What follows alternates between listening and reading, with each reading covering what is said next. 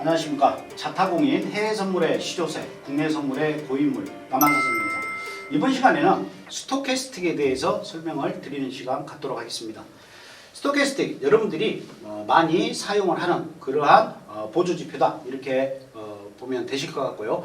스토캐스틱은 모멘텀 지표예요. 그러니까 모멘텀 지표는 대표적으로 스토캐스틱과 RSI가 있는데, 이 지표들은 앞으로 매수세가 계속해서 좀 더 이어질 것인지, 아니면 매도세가 계속 이어질 것인지, 순수한 이 모멘텀 지표예요. 그래서 스토캐스틱은 전에 시간에도 말씀드렸다시피 스토캐스틱과 RSI 보조 지표를 같이 보는 건 정말 바보 같은 거예요. 똑같은 둘 다 보조 지표가 모멘텀 지표인데, 모멘텀 지표를 두 개 볼 필요가 없다는 거죠. 보시려 그러면 하나는 모멘텀 지표, 하나는 추세 지표, 이렇게 항상 여러분들이 보조 지표를 보실 때에는 다른 종류의 보조 지표를 보시는 게 좋다, 이렇게 먼저 말씀을 드리고요. 스토캐스틱은 보통 K와 D로 우리가 나눌 수가 있습니다. 그래서 오실레이터로 이렇게 표현이 돼요. 그래서 K와 D로 되어 있는데, K를 D가 상향 돌파하면 골드 크로스, 그 다음에 K가 하향 돌파하면 데드 클로스. 그래서 이렇게 골드 크로스가 나면 매수 관점으로 보는 거고, 이렇게 데드 클로스가 나면 매도 관점으로 본다, 이렇게 보시면 되실 것 같아요. 설정은 보통 저 같은 경우는 15, 5 이렇게 설정을 하시면 됩니다. 15, 5. 근데 이 15는 여러분들 60분 차트까지만 보시면 돼요. 일봉 차트와 60분 차트에만 보시기를 제가 권장을 드려요.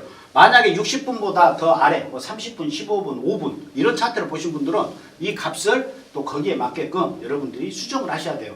보통 모르시니까 어떤 설정값을, 어떤 전문가가 이 설정값을 쓰더라 그러면 모든 상품, 모든 차트에 그냥 시간하고 상관이 없이 그냥 다 일률적으로 사용하시는 분들이 있는데, 이건 잘못된 겁니다. 다 이건 이 설정값은 일봉, 분봉도 뭐 60분이냐 15분이냐 30분이냐, 그리고 상품별 나스닥, S&P 다 이게 각각이 틀려요. 그래서 스토캐스틱 일봉화가 60분은 15호, 그리고 오일, 골드, S&P, 나스닥 다 동일합니다. 15호로 보시면 된다, 이렇게 말씀을 드리고요. 스토캐스틱은 뭐 간단합니다. 여러분들이 아까 제가 설명드렸다시피 데드 클로스가 나면 매도, 골드 클로스가 나면 매수, 그리고 이제 가장 중요한 건 다이버전스죠. 다이버전스는 여러분들이 많이 들어보셨을 겁니다. 어떻게 보면 뭐 굉장히 유식한 말 같은데 굉장히 쉬워요. 다이버전스는 뭐냐? 고점과 고점 상단에서 우상향으로 고점이 더 올라갔죠. 근데 보조지표는 수평이에요. 수평 내지는 우하향의 모습을 그린다. 그러면 이렇게 엇박자가 났죠. 이랬을 경우에 다이버전스가 발생이 됐다, 이렇게 표현을 합니다. 그래서 이런 경우를 하락 다이버전스 이렇게 표현을 해요. 그래서 이 하락 다이버전스가 난 이후에 데드 클로스가 나면 이때는 강한 매도세가 연출이 된다, 이렇게 보고 대응을 하시면 됩니다. 여기는 마찬가지로 저점과 저점을 연결했는데 저점이 더 내려왔죠. 이렇게 저점이 우하향으로 내려왔는데 보조지표는 내려오기는커녕 위에가 있죠. 저점과 저점을 연결한 선이. 이건 뭐다? 상승 다이버전스다. 상승 다이버전스 나오고 나서 골드 크로스, 여기는 데드 클로스고 여기는 골드 크로스가 난다. 그러면 이때는 또 강한 상승이 나온다. 그래서 보통 스토캐스틱은 두 가지입니다. 다이버전스를 보는 매매, 그리고 골드 크로스가 났을 때, 그 다음에 데드 클로스가 났을 때, 이렇게 보는 게 맞고, 여러분들이 이제 차트에 기본적으로 보면 뭐 위에는 뭐 과매수권, 그래가지고 선이 원래는 설정이 돼 있을 거예요. 하단에도 뭐 과매도권 해가지고 선이 이렇게 그어져 있는데, 이 선들은 다 필요 없는 선이니까 다 지우세요. 스토캐스틱 같은 경우는 어디 기점을 보냐면 뭐 과매수권 뭐 70%, 뭐 과매도권 30% 이런 수치로 보는 게 아니고 전저점을 보는 거예요. 예를 들어서 직전 저점을 이렇게 수평으로 그어가지고 직전 저점을 돌파를 한다. 그러면 무조건 그건 과매수권이 되는 겁니다. 직전 저점보다 이렇게 직전 저점을 선을 그리면 이렇게 되겠죠. 이 선보다 더 내려갔다 그러면 과매도권. 여기서부터 과매도권으로 보는 거예요. 그래서 과매수권, 과매도권 선은 여러분들이 삭제를 하시는 게 맞다. 이렇게 보시면 될 것 같고요. 그래서 스토캐스틱은 이렇게 두 가지로 여러분들이 보고 대응을 하시면 된다. 그래서 스토캐스틱 같은 경우에 또 여러 가지 활용을 하는데 스토캐스틱 하나만 가지고 우리가 거래를 할 수는 없죠. 그러면 스토캐스틱과 전 시간에 제가 알려드렸던 NS존, 저의 첫 번째 베이스 NS존과 결합을 해서 보면 이렇게 데드콜로스가 발생이 됐죠. 데드콜로스가 발생이 난 이후에 이게 지금 NS존 시가선입니다. 시가선이 하향 돌파가 됐다. 그러면 이때부터 매도로 보고 대응을 한다. 매도로 봤을 때 제가 NS존 편에서 설명을 드렸어요. 시가에서 매도 들어가면 어디다?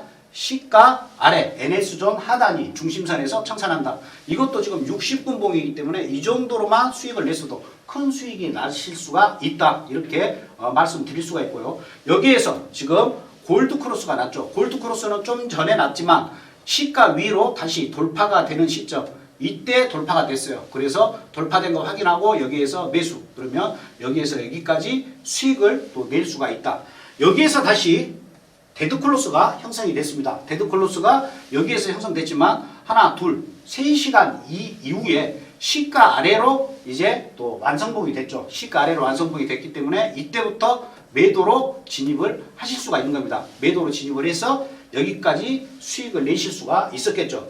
또 하나 보면 다시 여기에서 골드크로스가 났어요. 여기는 아까 제가 말씀드린 바와 같이 저점과 저점을 연결한 선은 우하향인데 보조지표 자체는 우상향이죠. 현재 상승 다이버전스가 났습니다. 상승 다이버전스가 나오면서 당일 시가 위로 상향 돌파가 됐어요. 상향 돌파가 됐다. 그러면 그 다음 캔들 정확하게 터치를 했죠. 시가를. 이때 조정 줄 때 매수. 여기서도 조정을 줬죠. 매수를 해서 어디까지 본다?